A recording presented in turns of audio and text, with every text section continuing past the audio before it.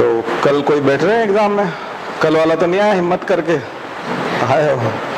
अच्छा, क्योंकि एक दिन पहले तो बड़ा रिस्की होता है। कोई बात नहीं, यहाँ कुछ लेके ही जाओगे आप लोग, कुछ फ़ायदा होगा आप। जो लोग अगले साल बैठेंगे 23 में, उनके लिए भी।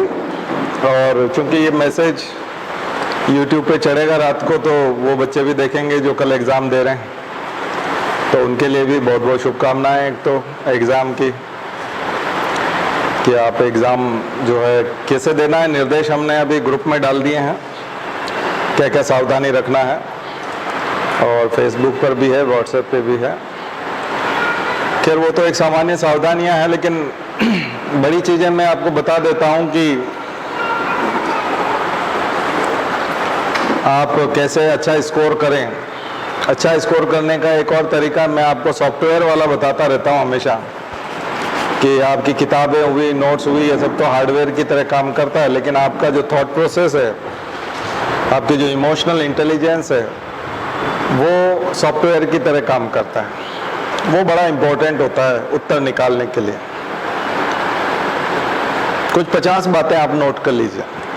मैं 50 बातें नोट करा देता हूँ। कल मैं फिर लेक्चर लूँगा, कल शाम को काउंट भी कराऊंगा मैं आपको क्वेश्चन वाइज, ठीक है, कि 50 बातें किस तरह काम आ सकती हैं। ये एग्ज़ाम बड़ी अलग प्रकार की एग्ज़ाम है। इसको लोग कई बार समझते हैं कि ये किताबों से तैयार होती है।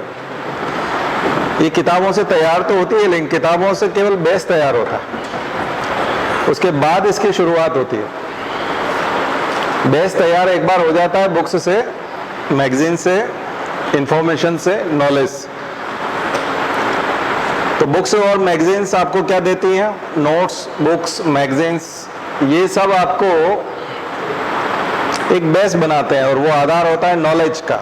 नॉलेज, इंफॉर्मेशन, नॉलेज और इंफॉर्मेशन, ये इसको हम लोग सामान्यतः स्टडी कहते हैं।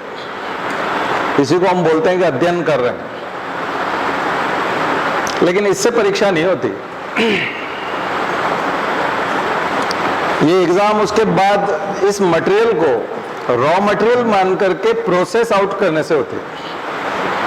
थॉट प्रोसेस यहां से शुरू होता है, बिगिनिंग होती है उसकी। तो जो मटेरियल आपका है, और जो इंफॉर्मेशन है, और जो नॉलेज है, और जो फैक्ट्स हैं, कंसेप्ट्स हैं, वो फैक्ट्स, कंसेप्ट्स, नॉलेज, इंफॉर्मेशन, ये आप कलेक्ट करते हो, गैदर करते हो। और उसके बाद जब ये नॉलेज, इंफॉर्मेशन और सारे फैक्ट्स और कंसेप्ट्स आपके अंदर जाते हैं, तो कुछ और चीजें होती है आपके अंदर से। एक ब्यूरोक्रेट की तरह, एक प्रशासनिक एडमिनिस्ट्रेटिव ऑफिसर की तरह आवाज आती है, और उसकी जरूरत की चीजें वो प्रोसेस करता है, वो निकालता है। जैसे मैं कॉन्स्टिट्यूशन का सबसे पहले उदाहरण दूं, आप नोट करते जाइएगा। कॉन्स्टिट्यूशन में सबसे इंपॉर्टेंट चीज यदि आपको दिखाई देती है, जिसका सवाल आता है, तो वो आता है रूल ऑफ लॉ।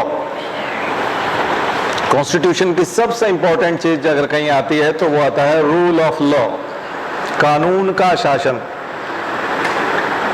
विधि का शासन, रूल ऑफ लॉ। ये सबसे इंपॉर्टेंट चीज है। तो ऐसा जिस्ट निकालना आना चाहिए। पॉलिटी पढ़ने से नहीं होगा, केवल पॉलिटी पढ़ने से नहीं आता है।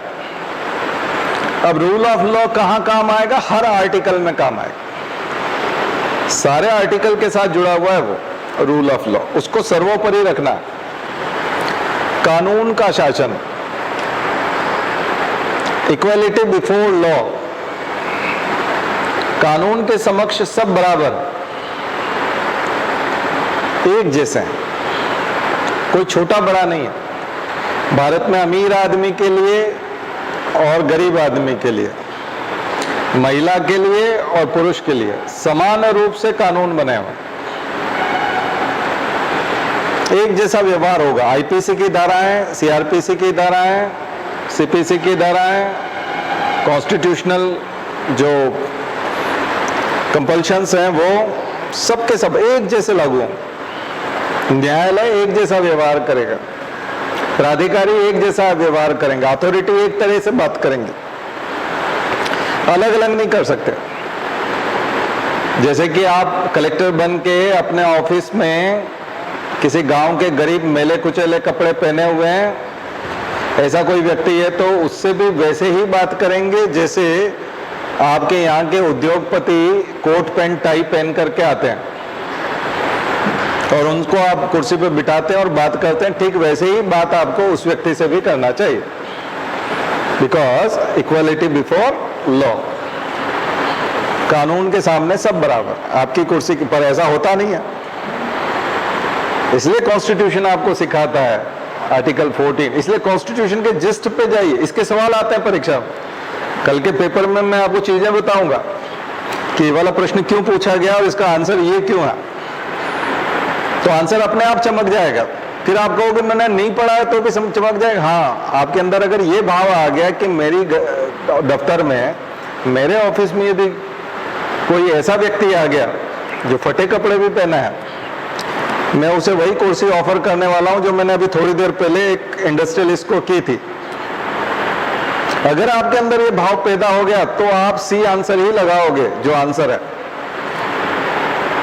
डी या ए बी में आप जाओगे भी नहीं।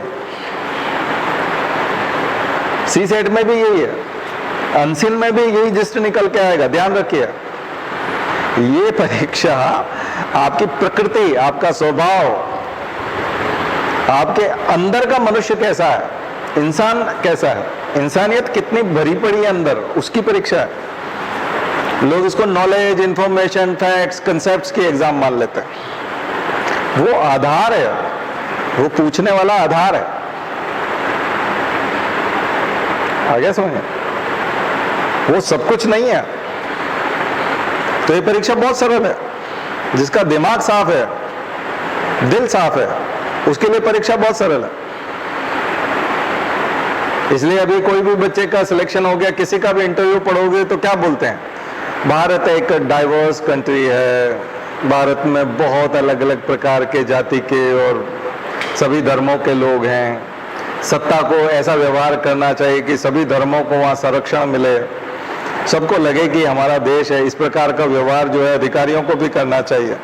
पुलिस को ऐसा कोई काम नहीं करना चाहिए जिससे किसी वर्ग को ये लगे कि हम इस देश के निवासी नहीं हैं या हमारी इस देश में कोई जगह नहीं। जबकि राजनीतिक वातावरण तो ऐसा नहीं चल रहा, मीडिया में तो ऐसा नहीं हो रहा, लेकिन सिलेक्टेड आदमी ऐसी बात क्यों कर रहा है?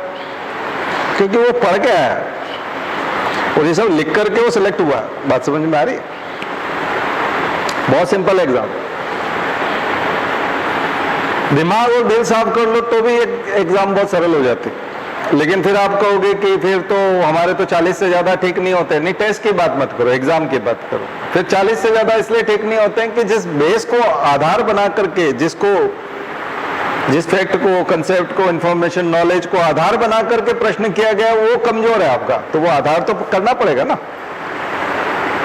लेकिन आधार कंप्लीट करने के बाद भी सोच नहीं बदली तो फिर अटक जाएगा, फिर 40 पे ही रहेगा, ज्यादा ज्यादा 44 पे पहुंच जाएगा, 60 पे नहीं आएगा।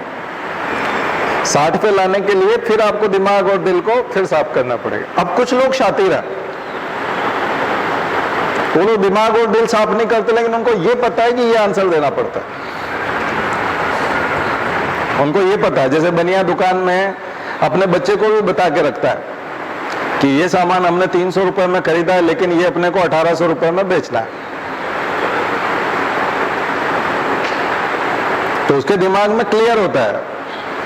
ऐसा नहीं कि उसको पिता ने ये बताया कि ये हमने 1700 में खरीदा है और 1800 में बेचना है, तो आप दुकान जो भी लेने आएगा उसको ये ऐसे बात करना कि देखो 1700 की तो खरीदी है, हम लोग सिर्फ 100 रुपया मुनाफा ले रहे हैं आपसे। अब 100 रुपया तो मुनाफा लेना पड़ेगा, आके दुकान लगा के बैठे हैं, लाइट का खर्चा है, ट्रांसपोर्टेशन होता है, तमाम लोगों को पैसा देना पड़ता है, ये टैक्स भी लगता है, तो 100 रुपया तो बनता है हमारा।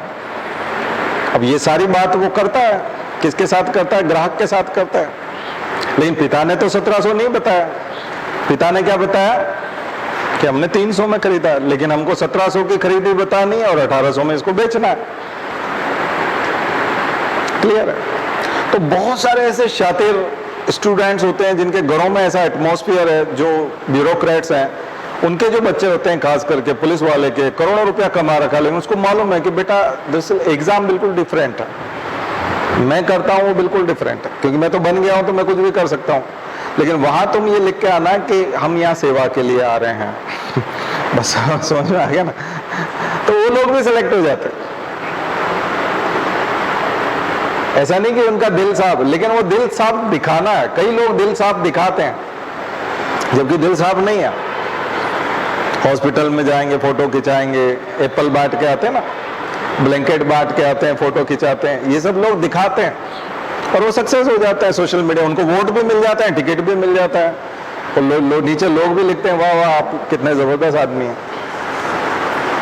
तो सोशल मीडिया पे आप देखते हैं कई बार जो असली में सेवा कर रहा होता है उससे भी ज्यादा वाहवाही इनको मिल जाती है, जो नकली सेवा कर रहा है, जो केवल दिखाने के लिए कर रहा है।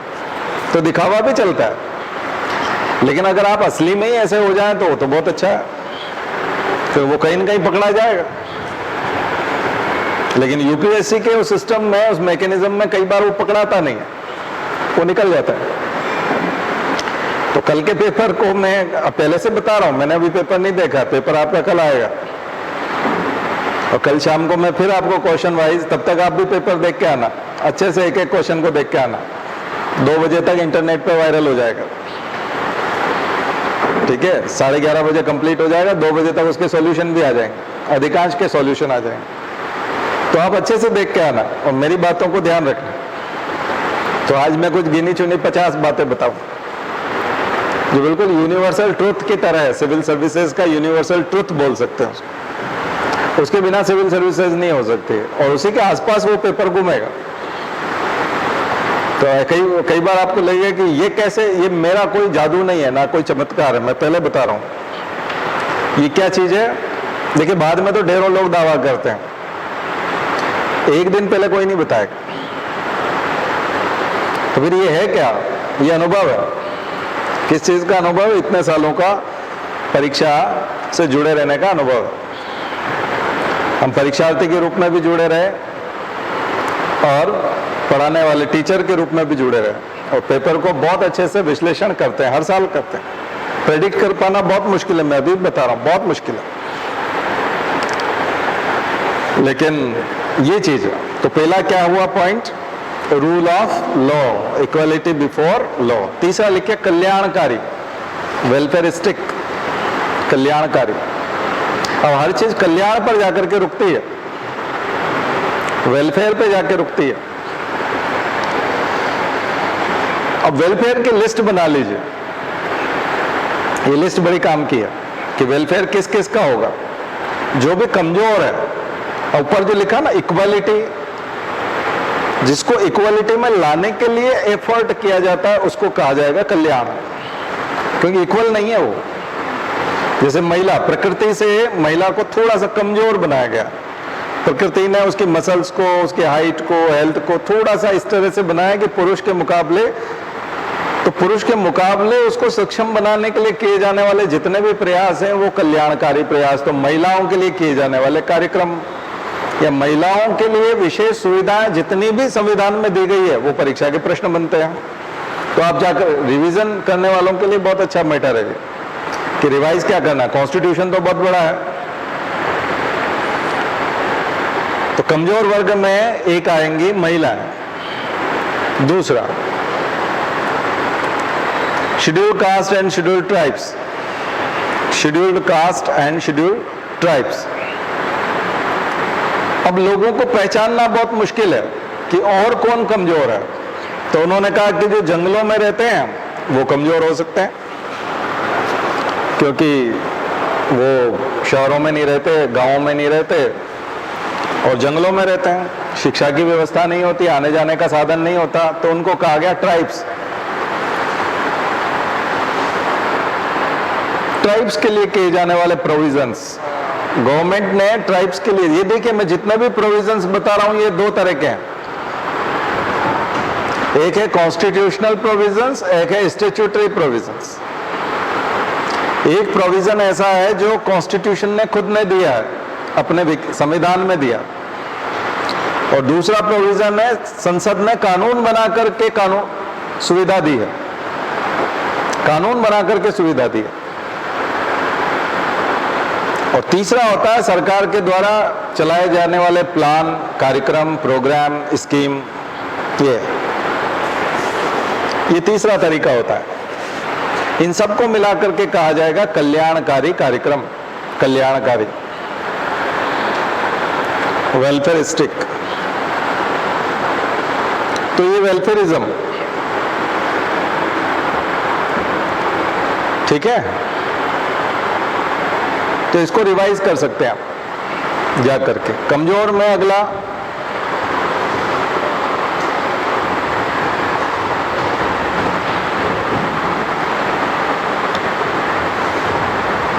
जिनको हम लोग दिव्यांग बोलते हैं और जो बुजुर्ग लोग हैं, ओल्ड एज वाले,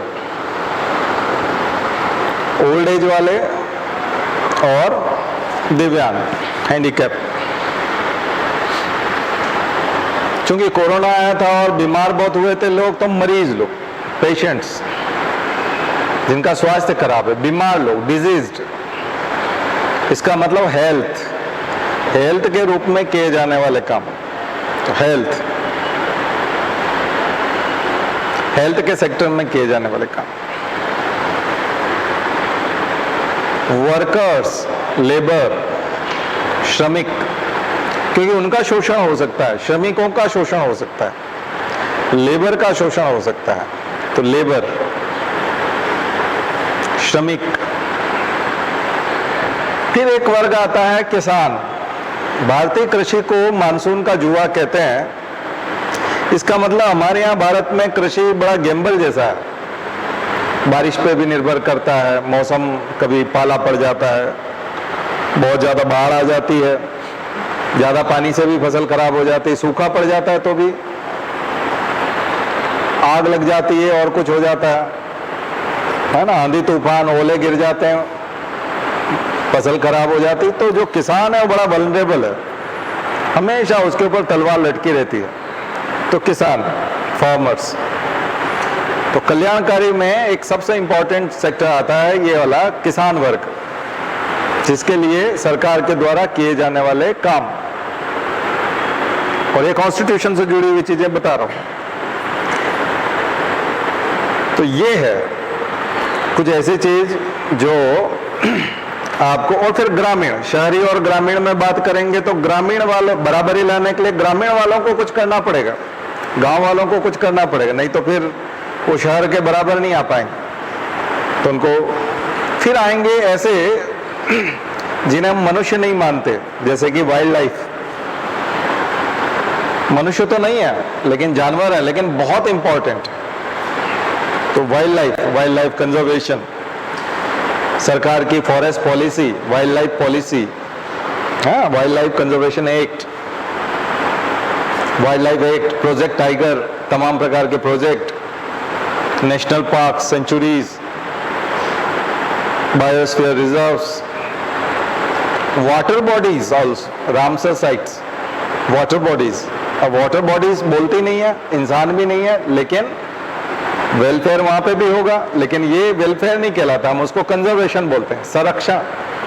वहाँ वेलफेयर बोर्ड के बजाय वेलफेयर हम जीवित लोगों के लिए और खास करके मनुष्यों के लिए उपयोग करते हैं, ठीक है।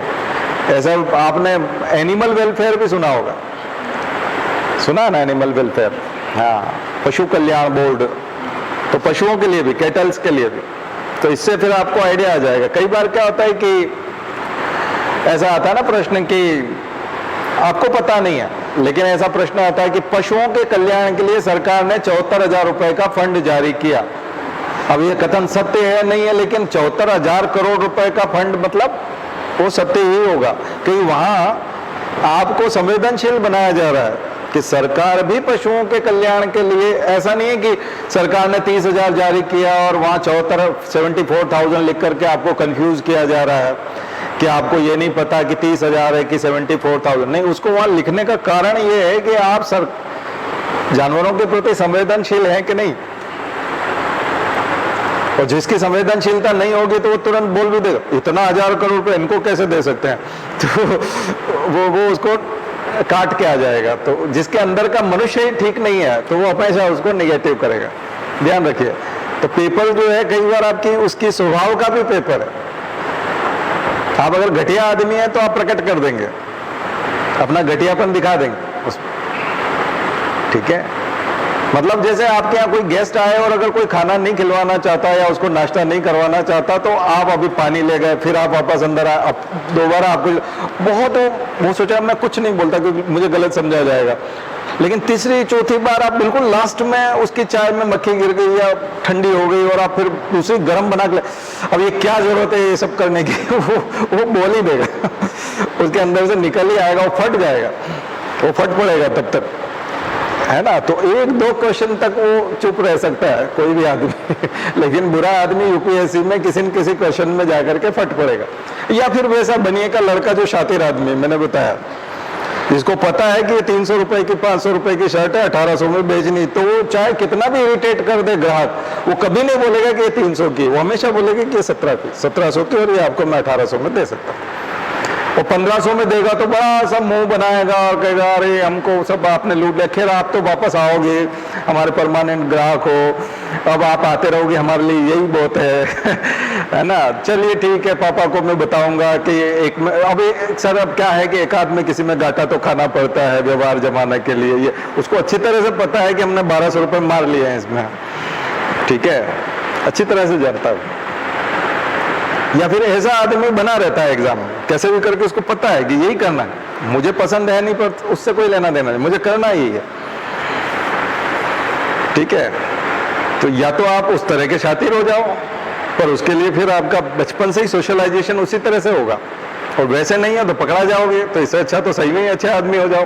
तो हम तो गायत्री मंदिर में बैठ के पढ़ा रहे हैं, तो हम तो चाहेंगे कि आप अच्छे इंसान बनो, हम सुधरेंगे युग सुधरेगा, हम नारा ही लगाते हैं, तो अच्छे इंसान ही बन जाओ तो पेपर भी ठीक हो जाएगा, काम भी हो जाएगा, ठीक है। तो ये जादू बता रहा हूं मैं पेपर निकालने का। कमजोर वर्गों का, वाइल्ड लाइफ का, फॉरेस्ट हाउस, फॉरेस्ट भी अपने आप में बोलता नहीं है, वाटर बॉडीज नहीं बोलती, और जानवर भी अपना दुख दर्द नहीं समझा सकते, लेकिन उन सब का संरक्षण करना पड़ता है, इसलिए वाटर बॉडीज का संरक्षण, फॉरेस्ट का कंजर्वेशन संरक्षण, वाइल्ड लाइफ का संरक्षण, ऐसे लोगों को संरक्षण देना पड़ता है जो बोल नहीं सकते, अपने कष्ट को बता नहीं सकते, बाकी का आप कल्याण करोगे। तो चीजें समझ में आ रही हैं। ये सबसे ज्यादा क्वेश्चन इस हिस्से से होंगे। अगर आप डिवीजन करेंगे, डिवाइड करेंगे, तो सब मान लिया जाए आपने 15-20 ग्रुप निकाले तो 8 क्वेश्चन सबसे हाईएस्ट थे, तो वो इस सेक्टर से होंगे जो मैंने आपको बताया। अगर ऐसे 15 डिवीजन करें तो 8 क्वेश्चन इस सेक्टर से होंगे, तो आप अंदाजा लगा सकते हो। और ये सब संवेदनशील प्रश्न है, और उसमें कल्याण जो दिख रहा है वही सही है, मैक्सिमम वाला ही सही है। हमेशा ऑप्शन ऐसा कभी भी नहीं बनाया जाता है कि वो 50 किलो गेहूं दे रहा है और वहां वो 30 किलो लिखेगा और आपको बेवकूफ बनाएगा। हालांकि 50 किलो वो देते नहीं है, लेकिन एक बता रहा हूं, वो ऑप्शन ही सही होगा। इसका मतलब है कि उसमें पेपर को प्रेडिक्ट किया जा सकता है, भावनाएं ठीक रख करके, भावना प्रधान पेपर है इमोशंस के साथ, इसलिए बट इंटेलिजेंस, इमोशनल इंटेलिजेंस, केवल इमोशंस नहीं। मैंने अभी बताया था कि बेस कहां से लेंगे, फैक्ट से, कंसेप्ट से, नॉलेज से, इंफॉर्मेशन से। तो बेस आप वहां से बनाओगे तो ये हो जाएगा इंटेलिजेंस वाला पार्ट, और मैं जो बता रहा हूं भावनाओं वाली बात वो हो जाएगा इमोशनल, तो वो हो जाएगा इमोशनल इंटेलिजेंस, ठीक है। और उससे आंसर निकलेंगे। पूरी लाइफ भी यही करना है, ऑफिस में बैठ करके आपको यही करना है, पूरी लाइफ यही करना होता है ऑफिस में बैठ। तो ये आपके काम से जुड़ा हुआ पेपर है, ठीक है। इसलिए बहुत सारा सिलेबस एलिमिनेट कर सकते हो आप, बहुत सारे सिलेबस को हटा सकते हो, वो काम का ही नहीं है। 70% सिलेबस हटा सकता है कोई भी स्टूडेंट, अगर स्मार्ट तरीके से सोचने समझने का काम करे तो। अगला आएगा बहुत इंपॉर्टेंट चीज, इसके बाद वाला मैं बता रहा था, वो आएगा सेक्युलरिज्म, धर्मनिरपेक्षता। इस साल के लिए भी इंपॉर्टेंट है, ऑल टाइम फेवरेट है,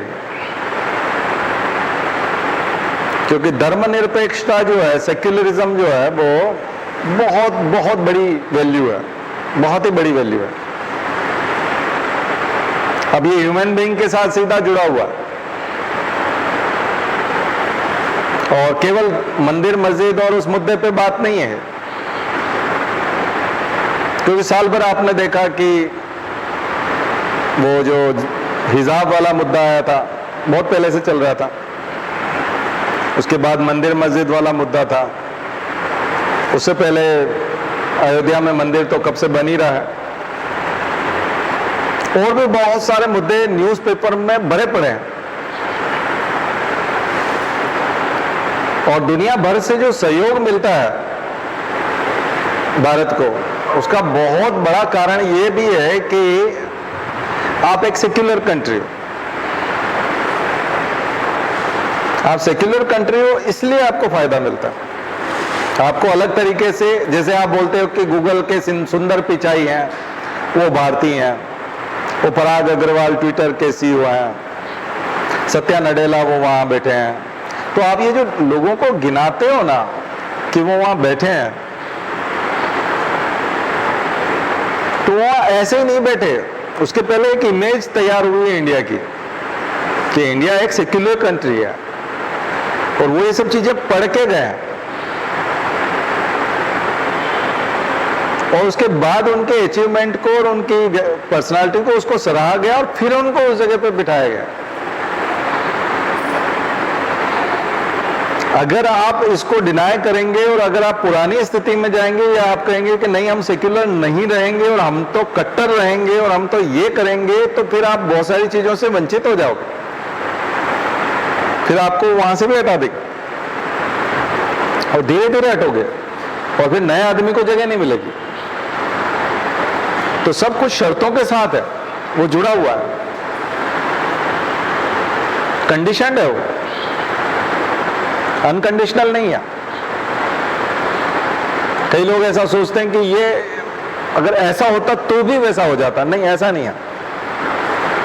हमारा कॉन्स्टिट्यूशन ऐसा है, इस वजह से ये सब ऐसा है। आया समझ?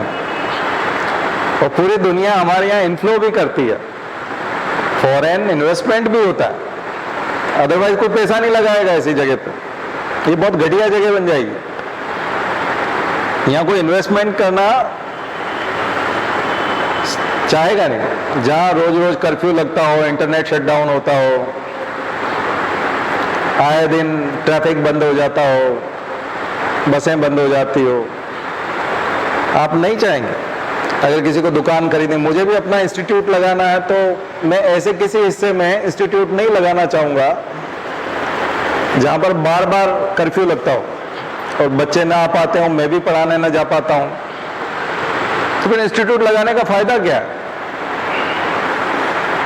तो बच्चे भी नहीं आ पाएंगे, मैं भी नहीं जा पाऊंगा, या मैं चला गया तो बच्चे नहीं आ सकते, तो सबके मैं अपनी कार से चला जाऊंगा, लेकिन ट्रांसपोर्ट, पब्लिक ट्रांसपोर्ट बंद होगा, तो जो लोग अफोर्ड नहीं कर सकते टैक्सी को और ओला को, वो तो फिर नहीं आ पाएंगे, वो तो 10 रुपए में बस में बैठ के आते हैं। तो हमेशा आदमी अपनी शॉप को और ऐसे जगह पर लगाता है जहाँ भीड़ हो, जहाँ ज़्यादा लोग आते हों, जहाँ एक्सेस ज़्यादा लोग कर सकते हों। तो दुनिया भर के लोग इन्वेस्ट क्यों करेंगे फिर इंडिया? तो आपको पिछले 20-25 सालों में जो प्रोग्रेस दिखाई दी और जो भी इन्वेस्टमेंट दिखाई दिया, जो भी ग्रोथ दिखाई दी, और दुनिया भर में जो भारत के सारे लोग आईटी के और सब लोग छा गए और हम लोग बहुत बड़े बड़े पदों पे जा बैठे, तो उसके पीछे का एक कारण है, क्योंकि हमने 50 साल तक इस कॉन्स्टिट्यूशन को एक्सरसाइज किया और पूरी दुनिया का दिल जीतने में कामयाब रहे। और अगर आप रिवर्स जाओगे तो ये फिर रिवर्स हो जाएगा। ठीक है, एक दिन में नहीं होगा, एक साल में नहीं होगा, बनने में 25 साल लगे तो खराब होने में 5-7 साल लग जाएंगे, 10 साल लग जाएंगे, 10 साल में खराब हो जाएगा, श्रीलंका हो जाएगा, अफगानिस्तान हो जाएगा, यूक्रेन हो जाएगा। किसी भी सभ्य देश को, किसी भी आगे बढ़े हुए देश को, प्रगतिशील देश को फिर से बहुत बुरी स्थिति में पहुंचने में ज्यादा समय नहीं लगता। पाकिस्तान के वीडियो क्लिप्स देखोगे आप तो छोटी छोटी स्कर्ट्स पहन के लड़कियां कॉलेज जा रही हैं, फुटबॉल खेल रही हैं, तमाम जगह होटल में लोग चहल पहल है। आज वो सब नहीं है, 95 से नहीं है। तो 1955 से लेकर के 1990 तक, 1989 तक जैसा अफगानिस्तान था वो खत्म हो गया। अब वो स्टोन एज में पहुंच गया। अभी का अफगानिस्तान सन 1600 के आसपास का अफगानिस्तान है। सन 1600 में जैसा अफगानिस्तान होगा वैसा होगा। जबकि जो आज यूरोप के बहुत सारी सिटीज हैं वैसा काबुल दिखता था पहले 1955 में। काबुल वैसा था, यूरोप के किसी शहर जैसा था। तो पीछे आपको लगता है इतना तो कुछ है, लेकिन ये सब गायब होने में टाइम नहीं लगता।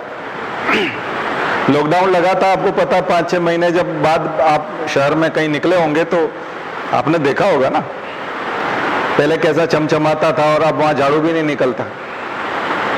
ढेरों दुकानें आज तक नहीं खुल पाई हैं। आज तक उनके जो साइन बोर्ड वगैरह जो है वो उतने ही गंदे पड़े हैं। जबकि आज से 10 साल पहले भोपाल जितना चमकदार था वो अभी तक नहीं बन पाया लॉकडाउन के बाद। जबकि वो 2012 में 13 में ज्यादा चमकदार था, ज्यादा आकर्षक था, ज्यादा भीड़ थी, ज्यादा इनकम थी। कोलैप्स हो गया। तो चीजें पीछे भी जाती हैं। और बिल्कुल आप ऐसी स्थिति में स्टोन एज में भी पहुंच सकते हो कि जंगलों में भागना पड़े फिर से गांव और सबको छोड़ के। तो जंगलों से तो आए थे और गांव बसाए थे और बाद में अर्बनाइजेशन हुआ था, फिर से जंगलों में भागना पड़ गया। तो फिर बात वही पहुंच गए ना, सेवेजरी हो गई। तो फिर जो सिविलाइज्ड सोसाइटी बनी थी उसका क्या? सिविलाइज्ड सोसाइटी का मतलब ही यही होता है ना कि हम कॉन्ट्रैक्ट के बेस पे चलेंगे। आपके और हमारे बीच में कॉन्ट्रैक्ट होंगे, बहुत सारे नॉन रिटर्न कॉन्ट्रैक्ट्स होंगे। कुछ रिटर्न कॉन्ट्रैक्ट्स होते हैं, कुछ अनरिटर्न कॉन्ट्रैक्ट्स होते हैं। जैसे कि आप दुकान पे जाते हो, आपने 200 रुपए का नोट दिया, 100 रुपए का सामान लिया, तो वो 100 रुपया देगा, वो मना नहीं कर सकता। ये क्योंकि ये कॉन्ट्रैक्ट है, सिविल कॉन्ट्रैक्ट है। अब आप कहोगे नहीं पुलिस ले आओ तुम तो दूंगा। नहीं, पुलिस का मामला ही नहीं है, क्योंकि क्राइम है नहीं। मैं इसको क्राइम भी नहीं कहता, ये तो सिविल मामला है। हम दोनों की बातचीत थी और आपको मैंने 200 रुपए दिए थे, आपने 100 रुपए का सामान दिया, आपको 100 रुपए देना है, बात खत्म। ये तो सिविल कॉन्ट्रैक्ट है ना। और आपने 100 दिए और आप ये नहीं कह सकते कि मैंने 200 दिए थे। सीसीटीवी नहीं है तो भी क्यों नहीं कहते?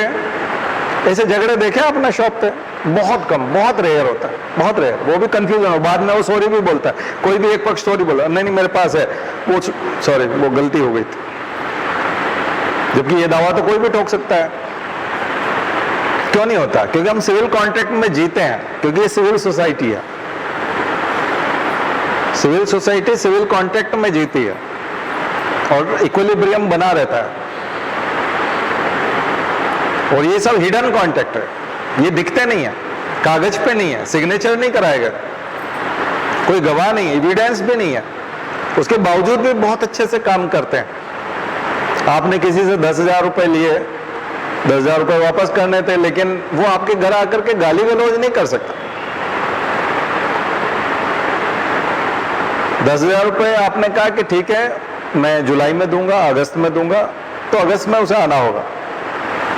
अगर वो पिटाई करेगा तो आईपीसी शुरू हो जाएगी, मारपीट का और जो घर में घुसने का, इलीगल ट्रेसपास की धाराएं लग जाएंगी और वो जेल जाना होगा या जमानत करानी पड़ेगी। पुलिस उसको दर्ज करेगी। पुलिस ऐसे जस्टिफाई नहीं कर सकती कि 10,000 रुपए इसको तुमने नहीं दिए इसलिए तुम्हें पीटेगा। नहीं, वो पीट नहीं सकता। पिटाई वाली बात बिल्कुल डिफरेंट चीज है, वो सिविल मामला है, वो बिल्कुल सिविल मामला है। और पिटाई जो हुई वो क्रिमिनल है। कुछ बात समझ में आ रही है आपको? इसका मतलब देश जो चलता है सिविलाइज्ड तरीके से चलता है। और सेक्युलरिज्म इसलिए बहुत इंपॉर्टेंट हो जाएगा कि आप अपनी वर्शिप करेंगे, मैं अपनी वर्शिप करूंगा। मैं मॉस्क में जाऊंगा, आप टेंपल में जाते हैं। मैं आपके इसमें इंटरफेयर नहीं करूंगा, आप मेरे इसमें इंटरफेयर नहीं करेंगे। और ये कॉन्ट्रैक्ट के तहत चलता रहेगा। ये सिविलाइज सोसाइटी, सभ्य समाज की निशानी है।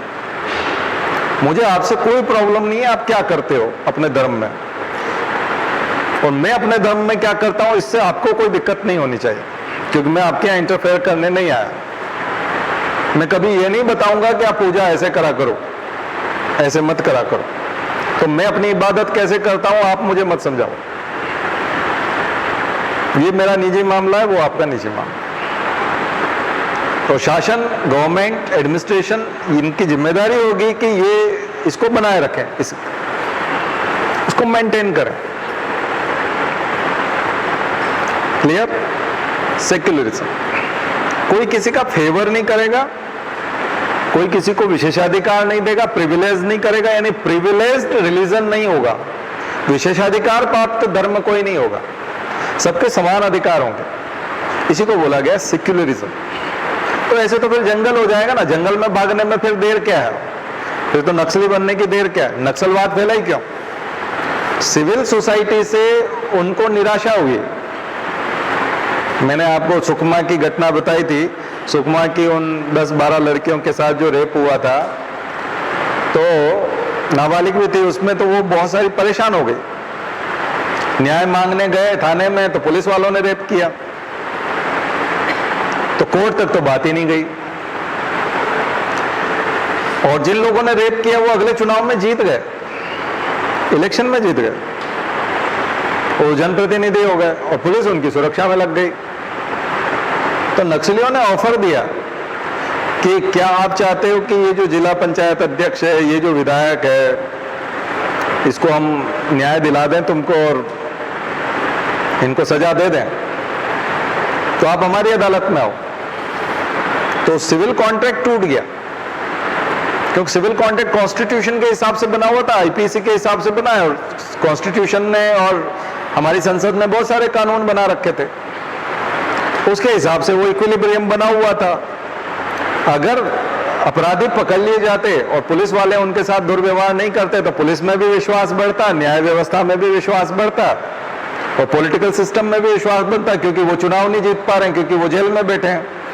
अब उल्टा ये हो रहा है कि न तो पुलिस सिस्टम काम कर रहा है, न जुडिशरी काम कर रही है, और बल्कि पॉलिटिकल सिस्टम तो काम ही नहीं कर रहा, वो खुद ही पॉलिटिकल सिस्टम में जाकर के सबसे ऊपर पद पे जाकर के बैठ गए। तो जो अंदर उम्मीद थी वो गिर गई, और नक्सली ग्रुप को मौका मिल गया उनको प्रलोभन देने का, और उनको लगा कि अब ऐसी जिंदगी से तो नर्क है, क्या मतलब है, कभी भी उठा ले जाते हैं, कभी भी बुला ले जाते हैं, ये क्या तरीका हुआ। हम अपना काम करें, अपना परिवार बसाएं, अपने उसके साथ रहें, लोगों के साथ रहें, कि इनके हाथों का खिलौना बन के रहें। तो इससे अच्छा तो मर भी गए, किसी दिन गोली लग गई तो क्या हुआ, ऐसी जिंदगी तो नर्क जैसी। डाकू भी ऐसे ही बनते थे, आपने पुरानी फिल्मों में देखा था, सब डकैत वाली जो समस्या होती थी वो इसीलिए होती थी। फिर उनको लगता था कि इसको मारेंगे तो बदला लेंगे तो मजा आएगा, बढ़िया अच्छा सा, क्योंकि हमारे साथ जो हुआ है उसका इनको परिणाम तो भुगतना होगा, और जो मौका दे रहा है उनके साथ जाओ। तो सिस्टम टूट गया, फिर जंगल में भागे। तो हमने पुलिस को जंगल में भगाया। तो हमारा बच्चा जो एमबीए करने गया था अहमदाबाद में, मुंबई में, और वहां से एमबीए करते करते उसको लगा कि मैं सीआरपीएफ का असिस्टेंट कमांडेंट का एग्जाम दे दूं, सीपीएफ कर लूं। तो उसने वहां सीपीएफ की एग्जाम दी और वो असिस्टेंट कमांडेंट बन गया और सीआरपीएफ में भर्ती हो गया, और वो वहीं पहुंच गया। अब वो भी लेटा हुआ है जंगल में, उस पर भी सांप बिच्छू चल रहे हैं, और सामने जो है नक्सली है वो भी लेटा हुआ और एक दूसरे पर फायर कर रहे हैं। तो बुरी स्थिति हो गई ना। तो इसका मतलब जंगल से ही तो आए थे आप लोग, और गांव बसाए थे, और तो वापस जंगल में पहुंच गए ना।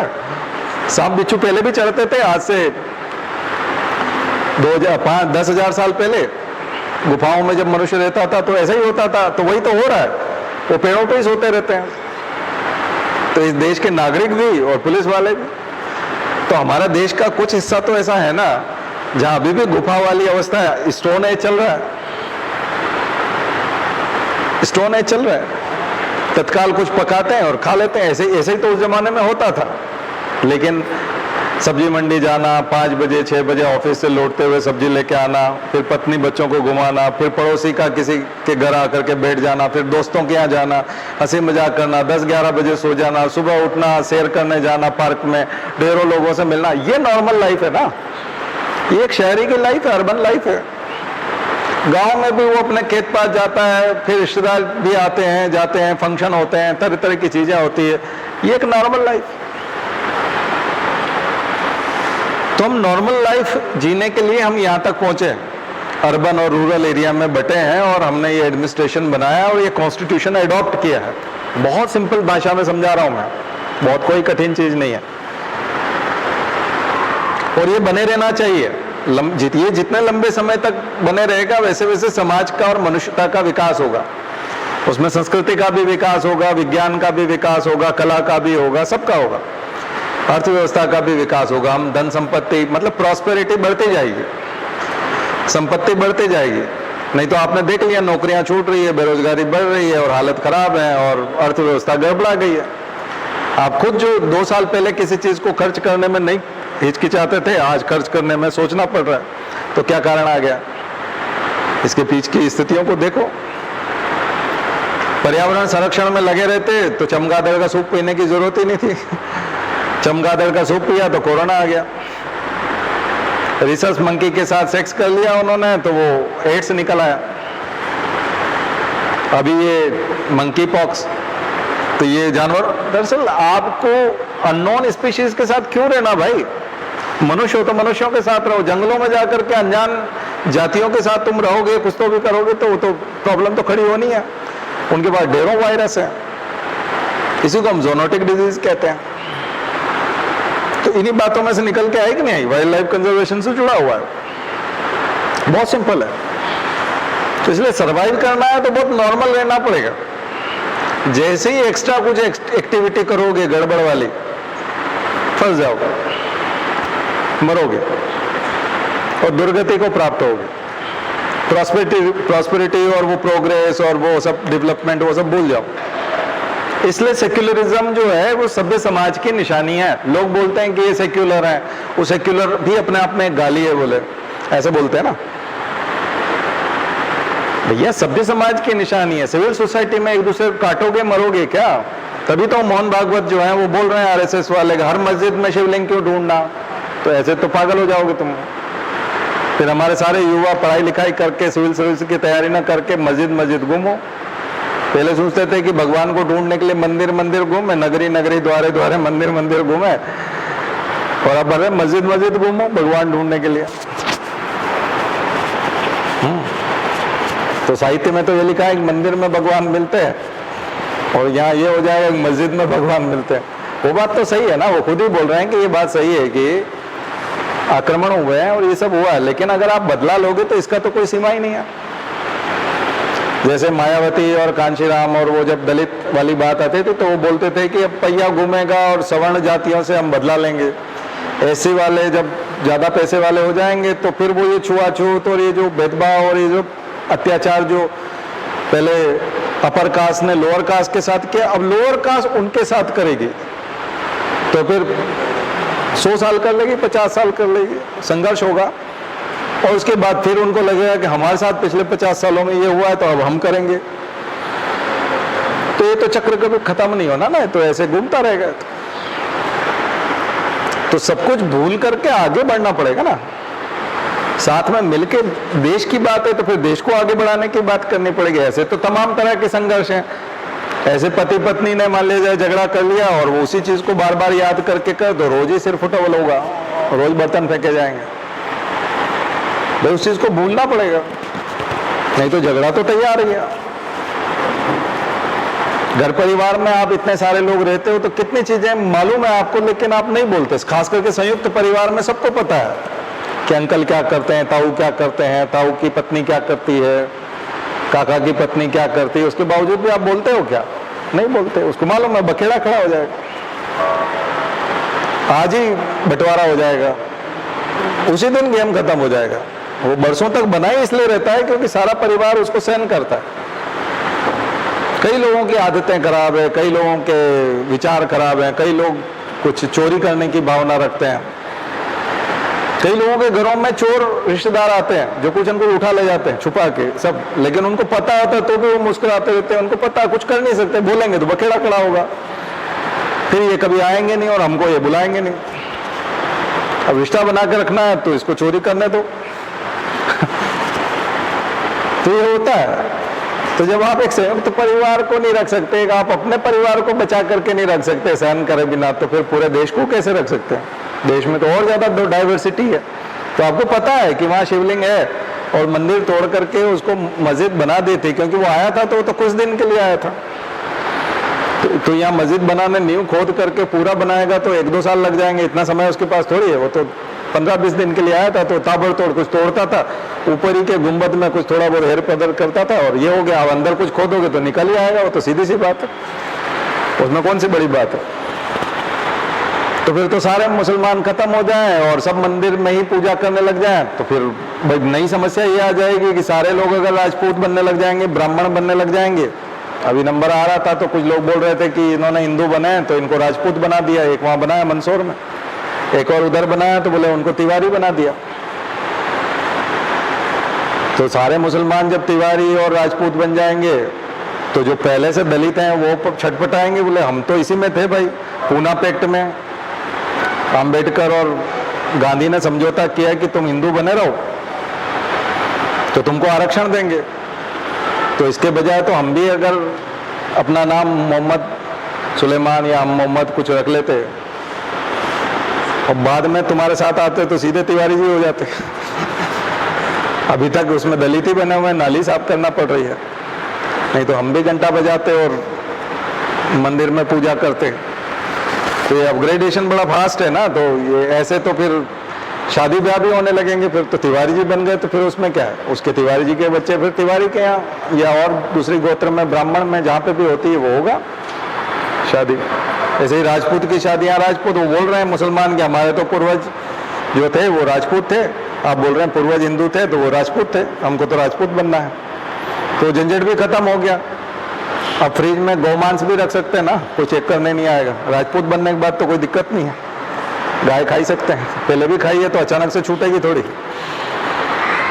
तो हिंदू होकर के वो गाय भी खा लेगा और फ्रिज में गौमांस भी रख लेगा, लेकिन आप चेक करने नहीं जा पाओगे ना, क्योंकि वो राजपूत है। तो छूट भी मिल जाएगी और सब कुछ अच्छा हो जाएगा। प्रिविलेज में छुआछूत करने के लिए कास्ट भी मिल जाएंगी, कौन सी, तमाम नीचे जातियां, उन सबसे छुआछूत कर पाएंगे, उन सब पे हेकड़ी मार पाएंगे। तो बहुत शानदार काम हो गया। तो इसलिए धर्म परिवर्तन और घर वापसी ये सब, तभी तो उनका स्वर बदला हुआ से लग रहा है आरएसएस वालों का कि नहीं नहीं ऐसा नहीं करना है, सब तरह शिवलिंग नहीं ढूंढना है। उनको मालूम है कि ये सब खत्म ही कर दोगे तो फिर तो राजपूत बने तिवारी बने बिना तो काम ही नहीं चलेगा ना। फिर अब सारी मस्जिदें खत्म कर दोगे तो फिर सबको तिवारी बनाना पड़ेगा, सबको राजपूत बनना पड़ेगा, क्योंकि नमाज तो पढ़ नहीं रहे। तो फिर करेंगे क्या, पूजा ही करेंगे। पूजा तो फिर तिवारी के बिना कैसे होगी? तिवारी बने बिना तो पूजा होगी नहीं ना, तो वो बहुत महंगा पड़ जाएगा। तो इन्होंने कहा नहीं नहीं, इनको पूर्वज जो है इनके हिंदू ही थे और ये भी हिंदू जैसे ही है, लेकिन ये मुसलमान है और इनकी मस्जिद बने रहने दो और इनको नमाज पढ़ने दो। तो बात वहीं आ गई ना, इसी को तो सेक्युलरिज्म कहते हैं। पंडित नेहरू ने भी तो अपनी किताबों में साफ साफ लिखा है कि मुसलमान आक्रमणकारियों ने, डिस्कवरी ऑफ इंडिया पढ़ो ना, मुसलमान आक्रमणकारी जब आए थे तो उन्होंने हिंदू मंदिरों का विध्वंस किया। पुष्यमित्र शुंग ने उस समय में बौद्ध मठों का विध्वंस किया और उस पर मंदिर बनाए थे। ठीक ऐसे ही अब सारे मठों का विध्वंस करके मंदिर नहीं बना दिया, ठीक ऐसे ही सारे मंदिरों को तोड़ करके मस्जिदें नहीं बना दी। कुछ मस्जिदें नए सिरे से भी बनाई गई हैं बाद में, जो बिल्कुल जमीन से ही मस्जिद ही बनाई गई, उस पर नीचे मंदिर नहीं है, ऐसी मस्जिदें भी है। ठीक है, ऐसे ही मंदिर भी हैं जो नीचे बौद्ध मठ नहीं मिलेंगे। हर मंदिर को खोदने से बौद्ध मठ नहीं मिलेगा, ऐसे ही हर मस्जिद को खोदने से मंदिर नहीं मिलेगा। तो सेक्युलरिज्म में ये है कि यथास्थिति रहती है, स्टेटस को बना रहता है। आप अपना करो, हम अपना करें, झगड़ा टेंटा ना करें और देश को आगे बढ़ाएं, सीधी सी बात। इसलिए मोदी ने जो राम मंदिर का उद्घाटन किया उसके बाद उन्होंने स्पष्ट मैसेज कर दिया था कि हम सब मिलकर के अब राष्ट्र निर्माण की बात करेंगे। मंदिर हो गया, बस हमने एक बना दिया, बहुत लोगों की आस्था थी और बहुत समय से प्रतीक्षित था और ये बनाना जरूरी था और ऐसा, और ये लो, ये हो गया। लेकिन अब कोई बात नहीं उठनी चाहिए, अब हम थोड़ा सा आगे बढ़ते हैं और हम राष्ट्र के निर्माण की बात करते हैं। स्पष्ट मैसेज था। अब ऐसे गांव-गांव में खोजने लग जाएंगे तो दिक्कत हो जाएगी। फिर आप कहोगे नहीं ये तो हम प्राप्त करके ही रहेंगे, तो फिर जंगलों में बैठे रहो, फिर सवेजरी आई गई, फिर तो झगड़ ही लो अच्छे से। इसमें जो सबसे कम पढ़ा लिखा समुदाय होगा वो सबसे ज्यादा हावी रहेगा। फिर एक कलेक्टर में दुबला पतले से कलेक्टर है, अधिकांश बच्चे जो अभी IAS बने आपने देखा बड़े दुबले पतले से। आप कहोगे उसमें क्या दाम है, मैं एक चांटा मारूंगा और नीचे गिर जाएगा, लेकिन मार सकते हो क्या? अंदर हो जाओगे ना। तो कम पढ़े लिखे लोग ज्यादा ताकतवर होते हैं। कम पढ़े लिखे लोग जिनके पास खोने के लिए कुछ नहीं है, रात दिन जो कठिन परिस्थितियों में काम करते हैं, ऐसे लोगों का शरीर भी मजबूत होता है, वो ज्यादा मजबूत होते हैं। और जब आप सिविल सोसाइटी के सिविलाइज सिस्टम को छोड़ करके उसमें जाओगे तो वो बहुत हावी हो जाएंगे आपके ऊपर, और उस मारकाट में और उसमें ठहर ही नहीं सकते, बहुत मुश्किल है। तो कानून का राज, रूल ऑफ लॉ जब तक बना रहेगा, सिविलाइज सिस्टम बना रहेगा, कल्याणकारी व्यवस्था बनी रहेगी और ये सेक्युलरिज्म बना रहेगा, तब तक ही सभी लोग सरवाइव कर पाएंगे। खास करके इंटेलेक्चुअल लोग, पढ़े लिखे लोग, समझदार लोग, और जो अपने हिसाब से काम करना चाहते हैं वो लोग। आ गया समझ? तो ये है।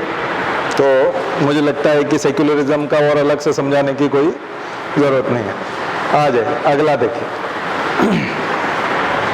कमजोर लोगों की लिस्ट में अशिक्षित भी लिख लीजिए, illiterate.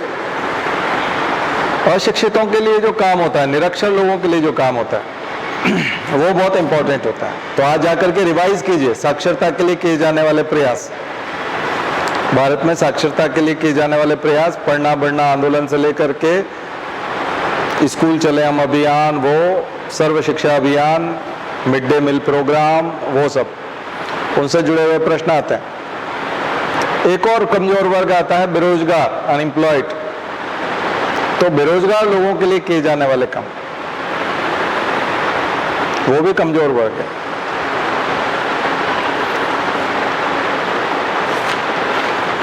Skill India mission, make in India और ये सब, ये उसी का पार्ट है। PLIS, production linked incentive scheme, ये सब चीजें आएंगी।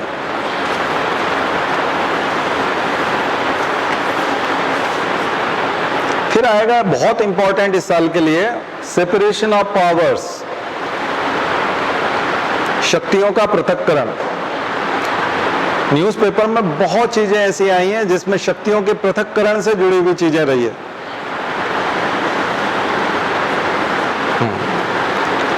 पावर्स मिक्स हो गए।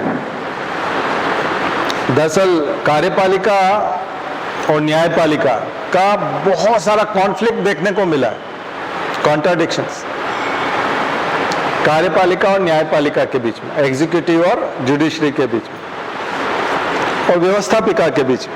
हम लोग बोलते हैं, कौन सा आर्टिकल है? आर्टिकल 50। तो आर्टिकल 50 बड़ा इंपॉर्टेंट, सेपरेशन ऑफ पावर्स। फिर सेंटर स्टेट रिलेशनशिप में भी सेपरेशन ऑफ पावर, कुछ ताकत सेंटर को दी गई है, कुछ स्टेट को। Centre state relationship, federalism, federalism से जुड़े हुए प्रश्न। फेडरलिज्म ताकत है। जब राहुल गांधी ने बोला कि यूनियन ऑफ स्टेट है, ये राष्ट्र नहीं है, यूनियन ऑफ स्टेट्स है,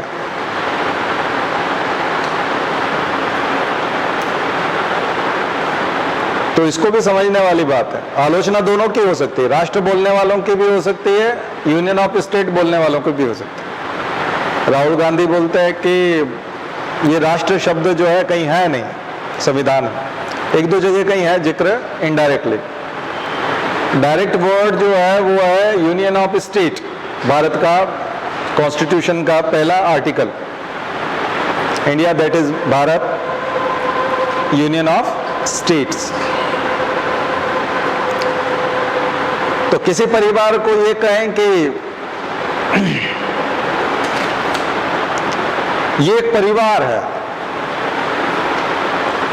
और कोई ये बोले कि यहां लोगों का समूह रहता है, परिजनों का समूह रहता है,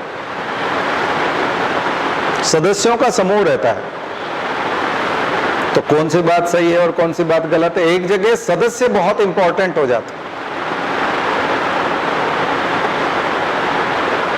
बहुत ज्यादा राष्ट्रवादी होते हैं, जैसे खुद जवाहरलाल नेहरू का कथन है कि नर और नारी जन्म लेते रहते हैं और मरते हैं, परंतु राष्ट्र अमर रहता है। खुद जवाहरलाल नेहरू लिखते हैं, तो अपने परनाना के उनसे ही वो हो गया, दरअसल देखा जाए तो ग्रेट ग्रैंडफादर से ही अलग चला गया ना, क्योंकि वो तो बोलते हैं कि राष्ट्र अमर रहता है, मतलब राष्ट्र चिरस्थायी है, सर्वकालिक है, फॉरएवर है, और नर और नारी तो जन्म लेते हैं और मरते रहते हैं। लेकिन जो मानवाधिकारवादी लोग होते हैं वो बोलते हैं नहीं, मानवाधिकार बड़ा इंपॉर्टेंट है, यानी कि नागरिक बहुत जरूरी है, बिना नागरिकों के राष्ट्र कैसे होगा? नागरिक हैं इसलिए तो राष्ट्र है।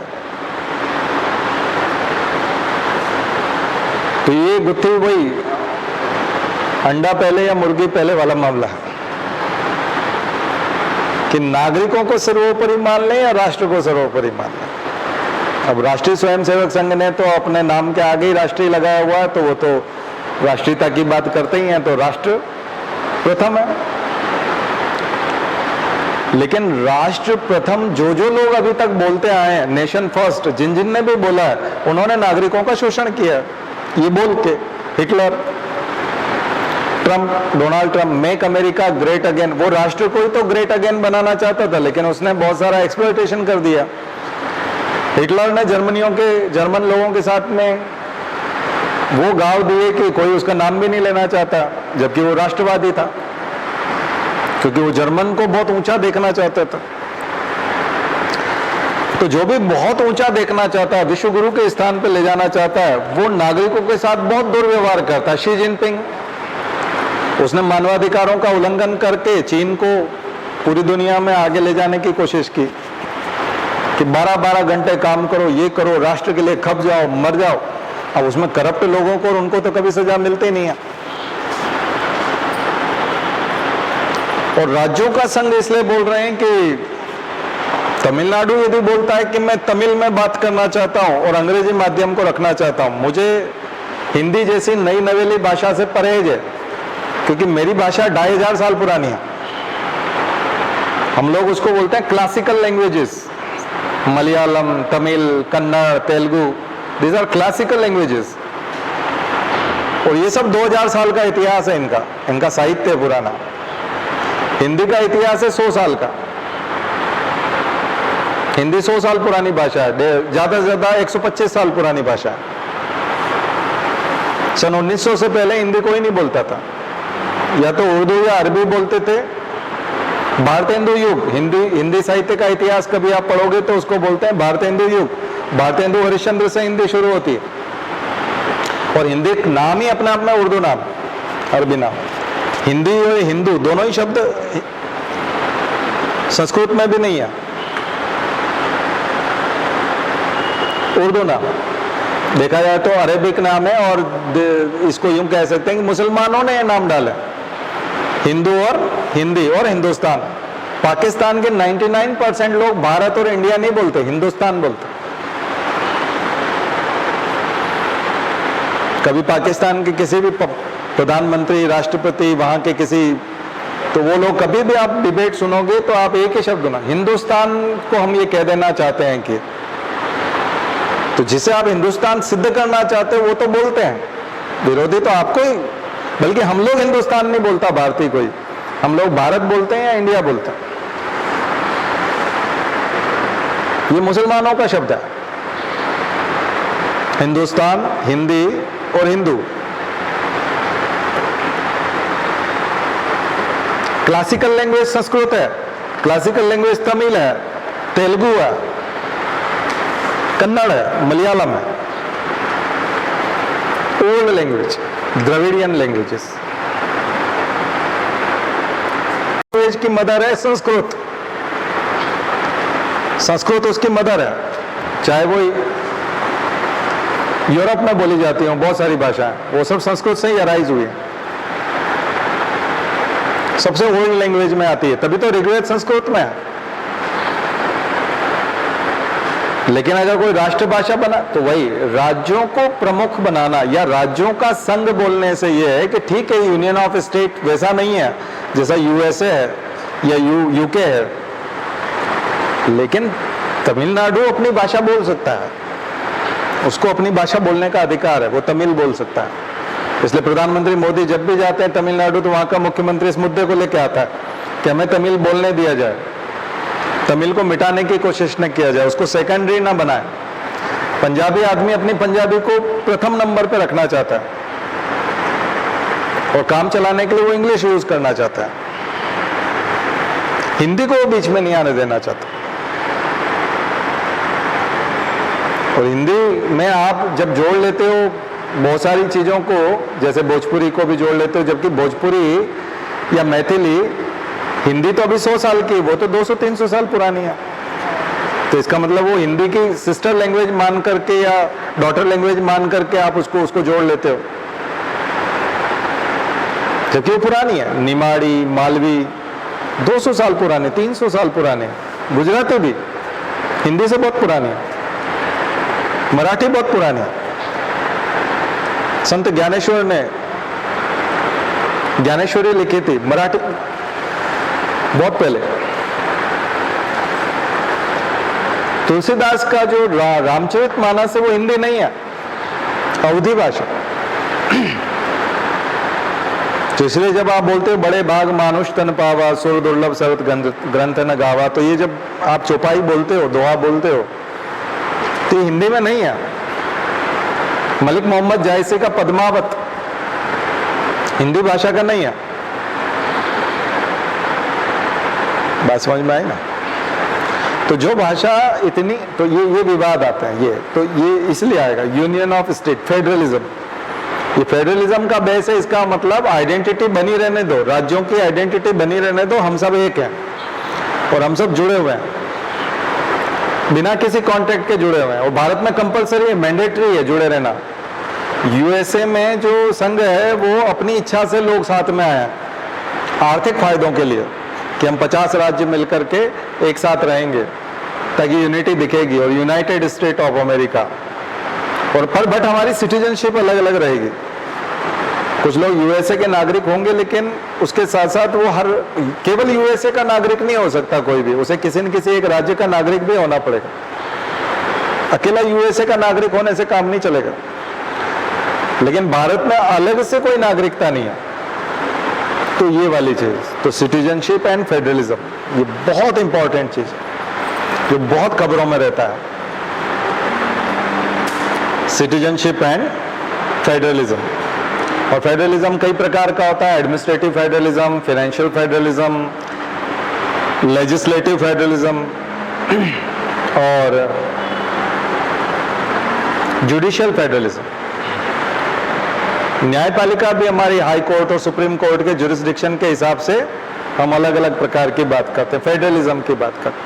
हम अपील लेने जाते हैं ना सुप्रीम कोर्ट में, अपील लेके जाते हैं सुप्रीम कोर्ट में, अगर हाई कोर्ट में हार गए तो बाकी हाई कोर्ट में जाना होता है। कई बार सीधे लोग जब सुप्रीम कोर्ट में पहुंच जाते हैं, नहीं सबऑर्डिनेट कोर्ट में जाओ, अपने डिस्ट्रिक्ट में जाओ, पहले वहीं निपटाओ इसको। जैसे अभी ज्ञानवापी के मामले में पहुंच गए सुप्रीम कोर्ट में, तो उन्होंने कहा पहले वाराणसी की कोर्ट में ही निपटा लो उसको, वाराणसी की जिला कोर्ट में देख लो वो क्या बोलती है, मैं उसको गाइड कर देता हूँ कि उसको कैसे इस मामले को निपटाना है।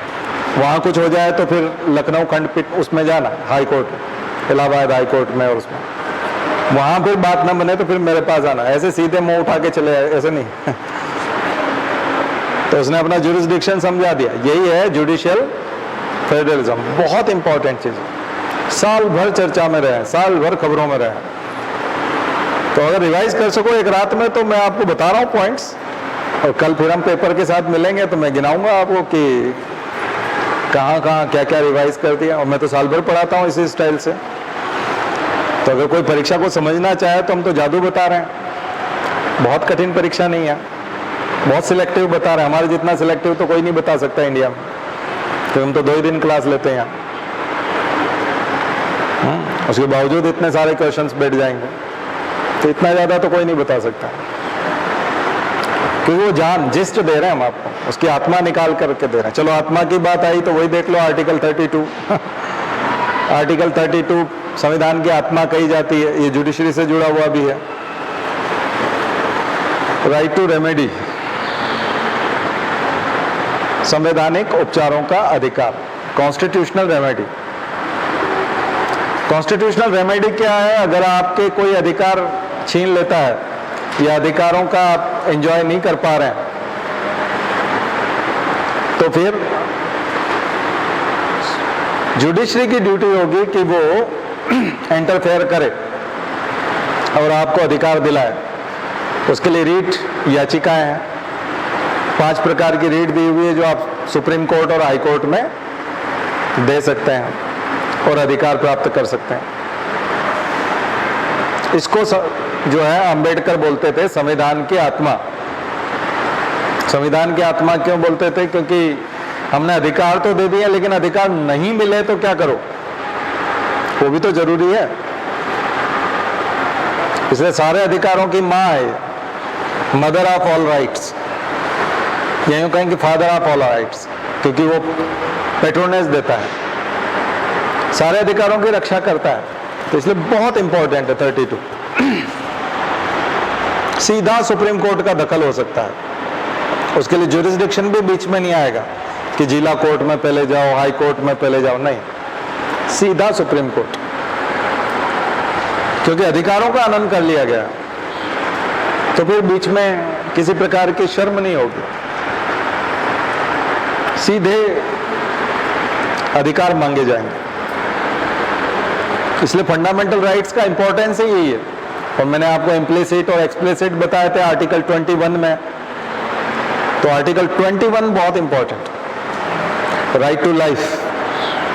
तो फंडामेंटल राइट्स से प्रश्न आने की संभावना बहुत ज्यादा होती है, आते ही हैं 2 या 3 प्रश्न तो फंडामेंटल राइट से होंगे ही। उसमें भी 21 और 32 के चांस ज्यादा रहते हैं, क्योंकि 21 अपने आप में इतना बड़ा राइट है, क्योंकि सारे मानवाधिकार और सब कुछ उसी पे निर्भर करते हैं। Right to life with dignity, गरिमापूर्ण जीवन जीने का अधिकार। ये जो गरिमापूर्ण शब्द है, इसको इतना विस्तार बना देता है, इतना विस्तार बना देता है कि इसकी व्याख्या करते करते थक सकते हैं। ये केवल एक्सप्लिसिट है, बाहर से जो दिखाई दे रहा है वो कि राइट टू लाइफ, जिंदा रहने का अधिकार, कोई किसी की हत्या नहीं करेगा। लेकिन इम्प्लिसिट जो है उसको बहुत महान बना देता है। इम्प्लिसिट अंतर्निहित, बहुत सारे अंतर्निहित है उसमें। गरिमा कैसे कैसे खत्म की जा सकती है, हत्या करने के कई तरीके हैं। आपके घरों में जब खास करके महिलाएं, बहन, शादीशुदा, कोई बुआ होती है, कोई ससुराल में या कहीं कोई कुछ होता है, तो वो बात करती हैं, तो अपनी पीड़ा को बताते समय वो कई बार ये बोलते हैं, इससे अच्छा तो मार डालते हैं। एक शब्द यूज होता है, इससे अच्छा होता कि मुझे मार डालते।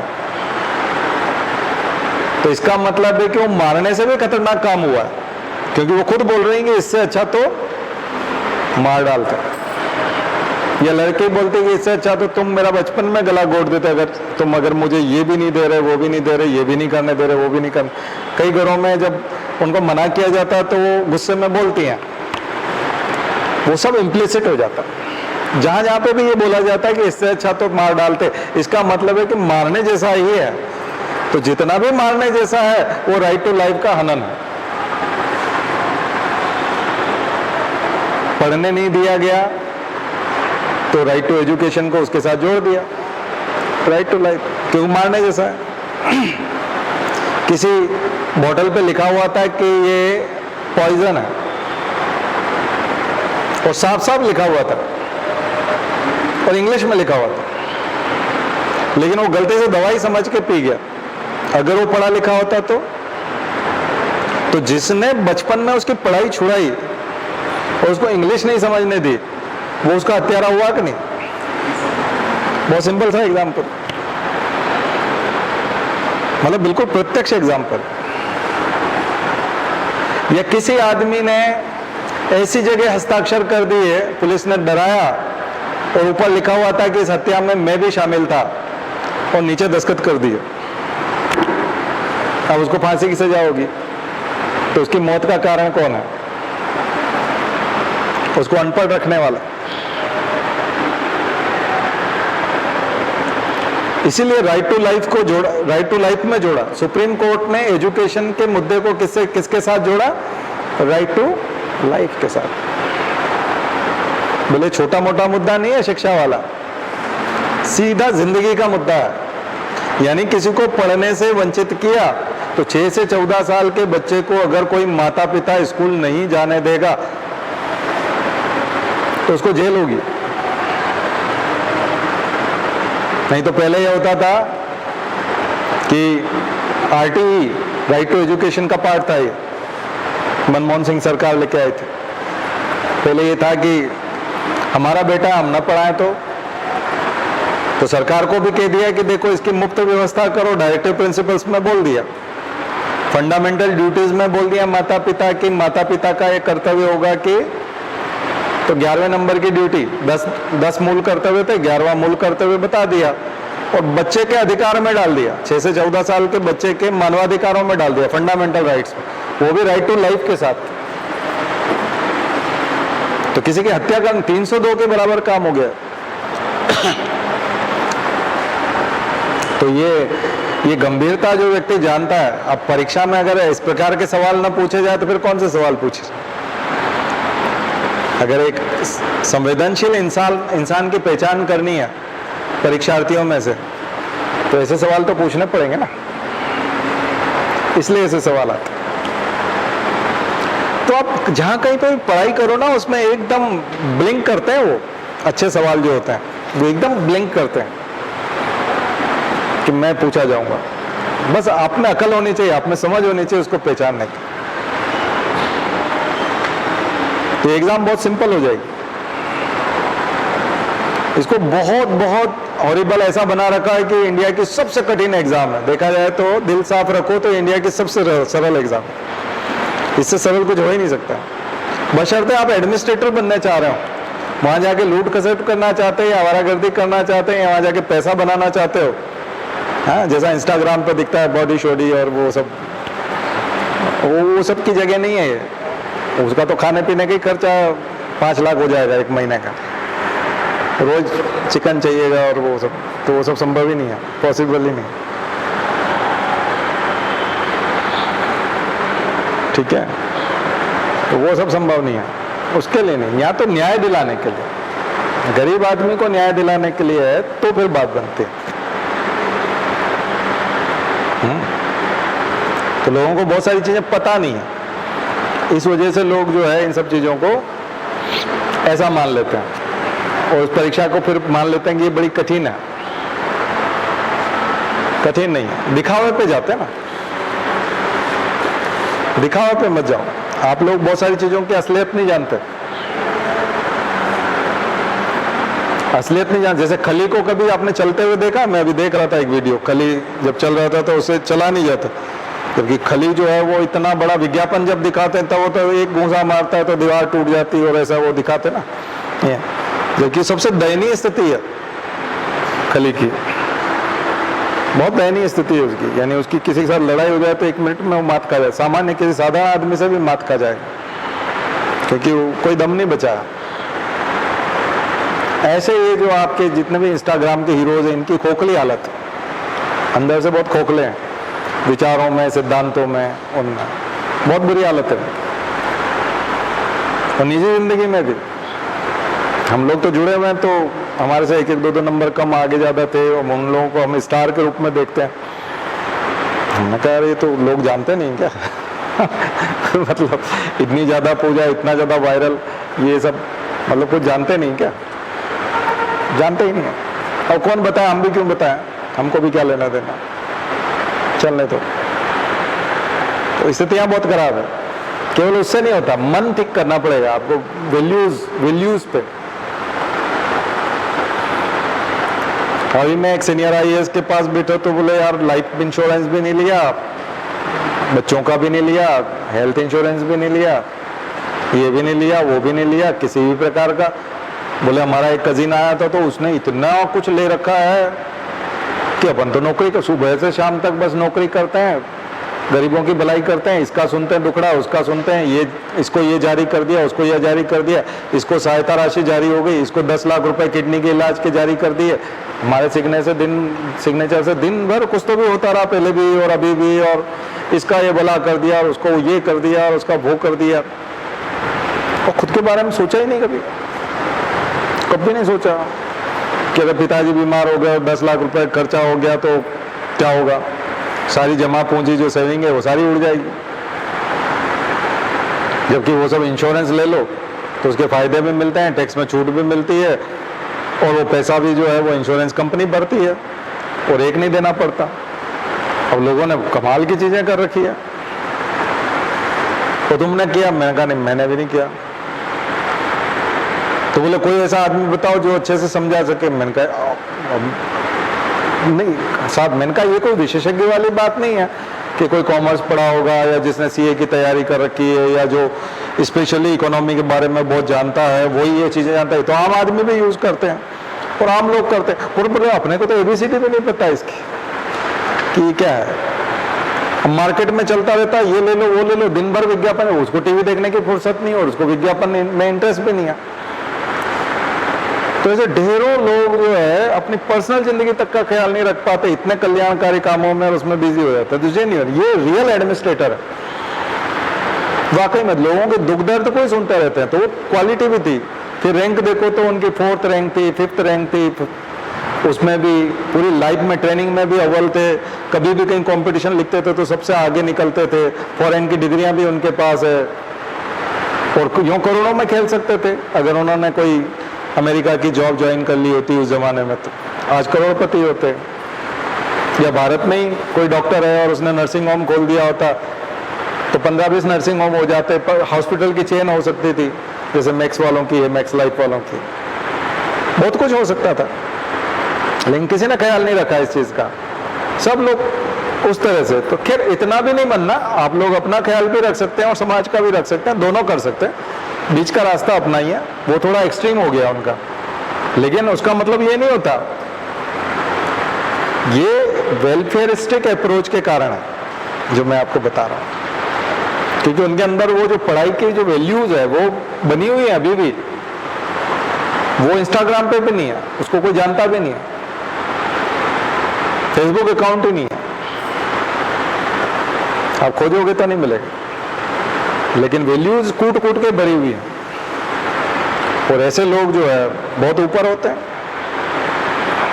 खैर ये मैंने दोनों पहलू बता दिए आपको। लेकिन तो ये कुछ मुद्दे रहे। मैं संविधान को इससे ज्यादा कुरेदने का भी मैं आपको मौका नहीं दूंगा, ना ही मैं। पर 5th शेड्यूल जरूर पढ़ के जाइए, उसमें भी 5th शेड्यूल और 6th शेड्यूल, 8th नंबर की और 9th नंबर की। और इस साल चूंकि पंचायत चुनाव है मध्य प्रदेश में और काफी राज्यों में, तो 11th और 12th शेड्यूल, तो 5वीं, 6वीं, 8वीं, 9वीं और 11वीं, 12वीं, ये अनुसूचियां बहुत अच्छे से करके जाइए। कुछ इंपॉर्टेंट संविधान संशोधन वो देख के जाइए, रिवाइज करके जाइए।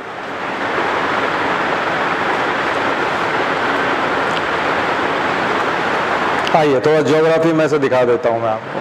भारत की नदियों को और उनकी सहायक नदियों को पढ़ के जाइए एक बार, 15 मिनट में रिवीजन हो जाएगा। अच्छा नोट्स बना होगा तो 15 मिनट में हो जाएगा। भारत की नदियों और सहायक नदियों को, ज्योग्राफी की जब भी बात करते हैं तो नदियां बहुत इंपॉर्टेंट होती है, ध्यान रखिए।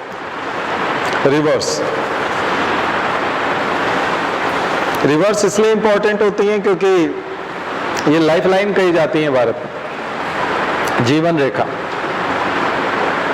और इन पे मल्टीपर्पज प्रोजेक्ट्स हैं। डैम भी हैं, खेती में भी काम आती हैं, इरिगेशन में भी काम आती हैं, कैनाल्स बनी हुई हैं।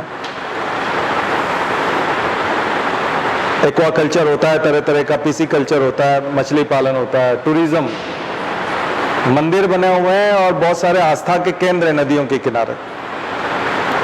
होली सिटीज जिनको हम लोग कहते हैं, पवित्र शहर, वो नदियों के किनारे हैं। तो नदियां जो है वो जरूर पढ़ के जाइए। सहायक नदियां, सहायक नदियां पूछ करके वो थोड़ा सा डीप में ले जाता है। उसको लगता है नदी के बारे में पूछना मतलब स्टेट सिविल सर्विसेज के एग्जाम जैसा क्वेश्चन हो जाएगा। तो हम थोड़ा सा सहायक नदियों में डीप में ले जा करके उसको डेप्थ ले जाते हैं। तो ट्रिब्यूटरीज, ठीक है, सहायक नदियां मतलब ट्रिब्यूटरीज, तो ट्रिब्यूटरीज को भी पढ़िए, ये सबसे इंपॉर्टेंट है। ज्योग्राफी का दूसरा इंपॉर्टेंट सेक्शन है मिनरल्स। मिनरल्स, खास करके कोल प्रॉब्लम हुई थी ना अभी, कोल की शॉर्टेज, तो माइनिंग वाला भी था और एनर्जी प्रॉब्लम, तो एनर्जी क्राइसिस में आया था। तो कोल, तो माइंस, माइनिंग में भी कोल सबसे पहले और फिर बाकी दूसरी माइंस, माइनिंग बेस्ड इंडस्ट्रीज, और यहीं पे आप फ्यूल भी ले लीजिए, फॉसिल फ्यूल,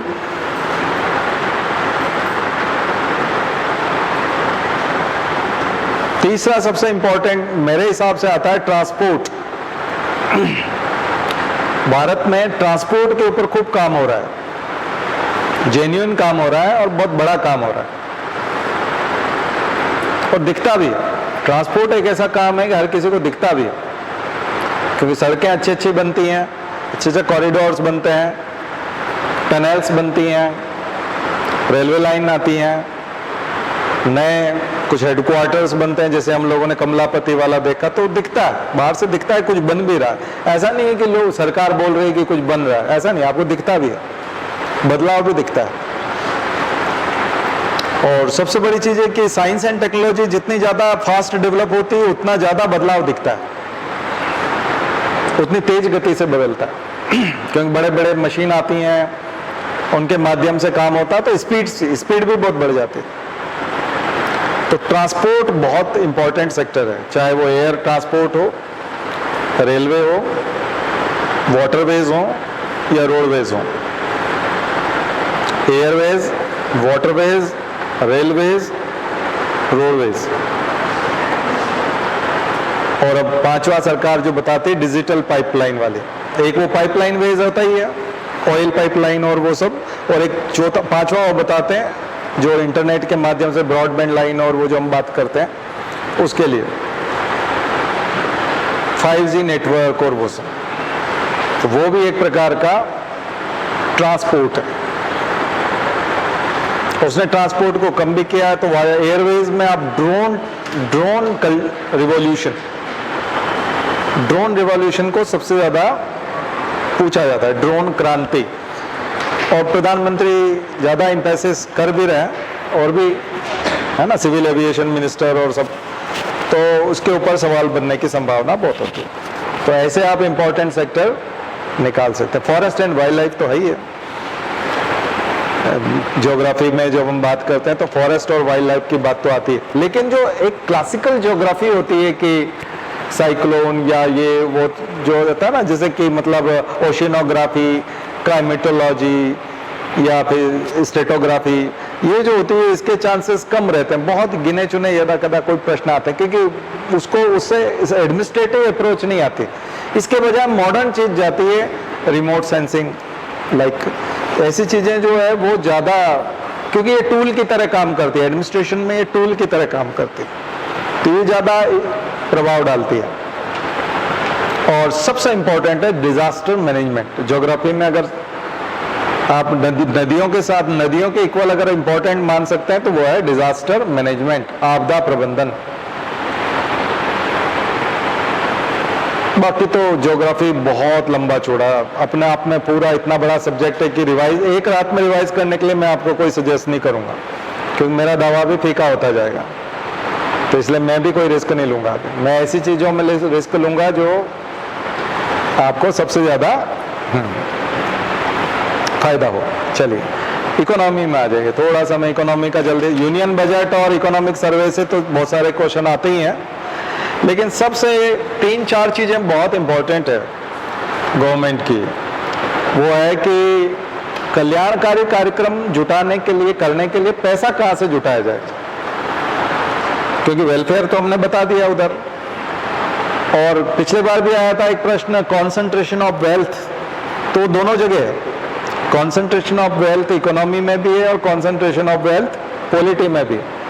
पॉलिटी में जब कॉन्सेंट्रेशन ऑफ वेल्थ की बात आएगी तो डायरेक्टिव प्रिंसिपल्स में वहां जाएगा कि गवर्नमेंट ऐसा कोई मौका नहीं देगी कि कुछ लोग जो है संपत्ति ज्यादा इकट्ठी कर लें। और यहाँ पर इकोनॉमी में वो हो जाएगा कि यहाँ टर्म्स कंडीशन, गवर्नमेंट की स्कीम, और गवर्नमेंट जो है कहीं पूंजीपतियों के फेवर में काम तो नहीं कर रही, तो क्रोनी कैपिटलिज्म, प्लूटोक्रेसी, ये जो इस टाइप के टॉपिक हैं वो आते हैं। तो कॉन्सेंट्रेशन ऑफ वेल्थ तो इसका पार्ट है। लेकिन दूसरा वेलफेयर, वेलफेयर कल्याण कार्यक्रम, कल्याण कार्यक्रमों के लिए पैसा जुटाने के लिए आपको फिस्कल डेफिसिट, राजकोषीय घाटा, वो देखना पड़ेगा, यानी घाटे का बजट देना पड़ता है, ध्यान रखिए। क्योंकि घाटे का, देखिए कोई भी अपने बच्चों को बहुत अच्छे से पालना पोसना चाहता है, बड़ा करना चाहता है, पढ़ाना चाहता है, तो घाटे का बजट होता है। पिता की इनकम यदि 1 लाख होगी तो 1,20,000 खर्च करेंगे तब अच्छे से पढ़ा पाएंगे। 2 या 3 बच्चे हैं तो सबको ट्यूशन लगवाना, सबको कोचिंग करवाना, सबके लिए अच्छी किताबें, सबके लिए अच्छी स्कूलिंग, डेफिनेटली 1 लाख की इनकम में फिर नहीं होगा तो 20-30 हजार कर्जा लेगा, लोन लेगा, तो इसको बोलेंगे हम लोग घाटे का budget.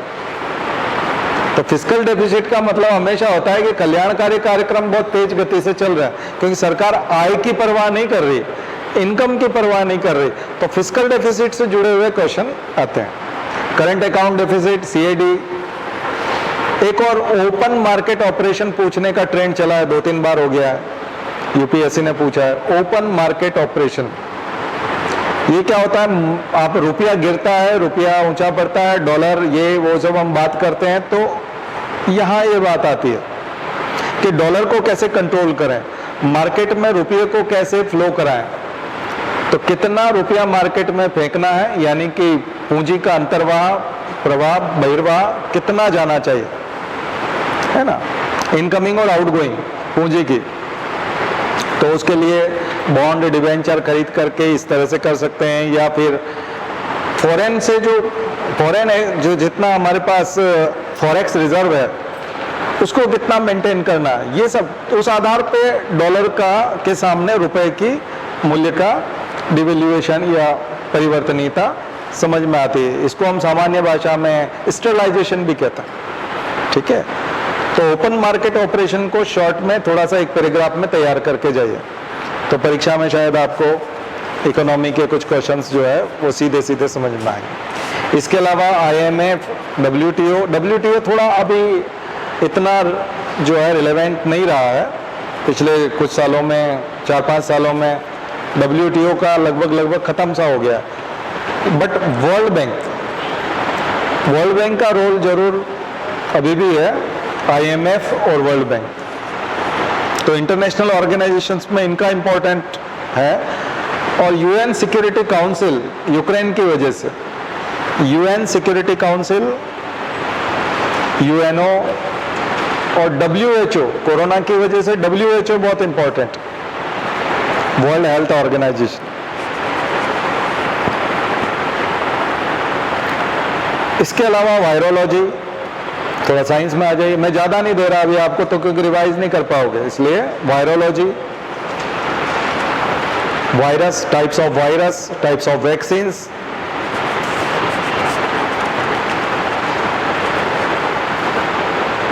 Role of health agencies like ICMR, AIIMS, CDC,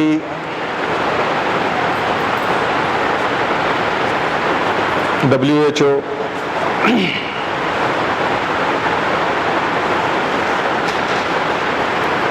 and tools and techniques used in epidemics. Epidemic के समय में टूल्स और टेक्निक, जैसे RT-PCR, PCR, प्लाज्मा थेरेपी, ऐसी ढेरों चीज था ना। तो उस समय में जो फंगल डिजीज हुई थी तो उसके लिए जो वैक्सीन की, एम्फोटेरेसिन की वैक्सीन की बात आई थी, सॉरी इंजेक्शंस की बात आई थी, तो वो सब चीज़ें। तो महामारी विज्ञान, एपिडेमियोलॉजी, एपिडेमियोलॉजी के कुछ थोड़े से तथ्य, फैक्ट्स वगैरह आप पढ़ के जाएंगे तो शायद एक आध प्रश्न ठीक हो जाए। कुछ एपिडेमियोलॉजिस्ट वर्ल्ड के बड़े प्रसिद्ध रहे थे, उनके नाम याद होने चाहिए अब। सौम्या स्वामीनाथन है, गुलेरिया है, डॉक्टर दीप गुलेरिया है, ऐसे जो काफ़ी आगे आते थे, रोज प्रेस में आते थे, रोज मीडिया में आते थे, काफ़ी चर्चा होती थी। हो सकता है उनका नाम पूछा जाए। प्राइज विनर बुक्स, पिछले 2 सालों में जो प्राइज मिले बुक्स को, जनरली बीच में बुक्स पूछना बंद कर दी थी, कभी भी शुरू हो सकता है। उनकी थीम भी, बुक्स की थीम भी, प्लॉट थोड़ा सा उसका पढ़ के जाए।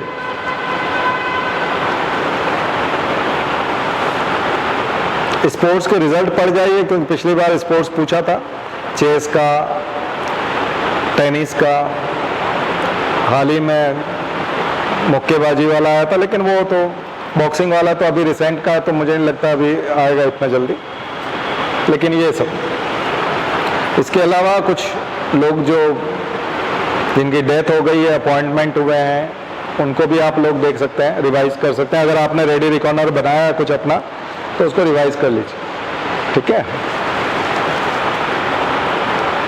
और एनवायरमेंट में तो सदाबहार में हमेशा बोलता हूँ, national park, endangered species, wild life sanctuaries, Ramsar sites,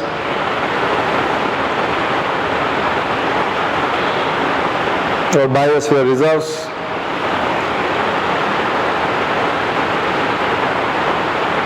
ये सब चीजें,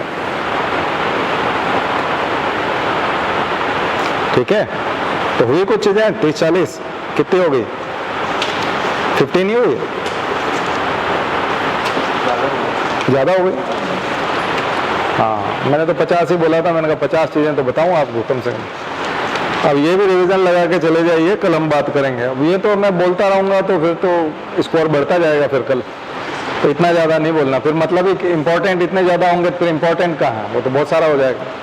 तो चलिए आज इतना ही, ठीक है। शांति पाठ। ओम देव।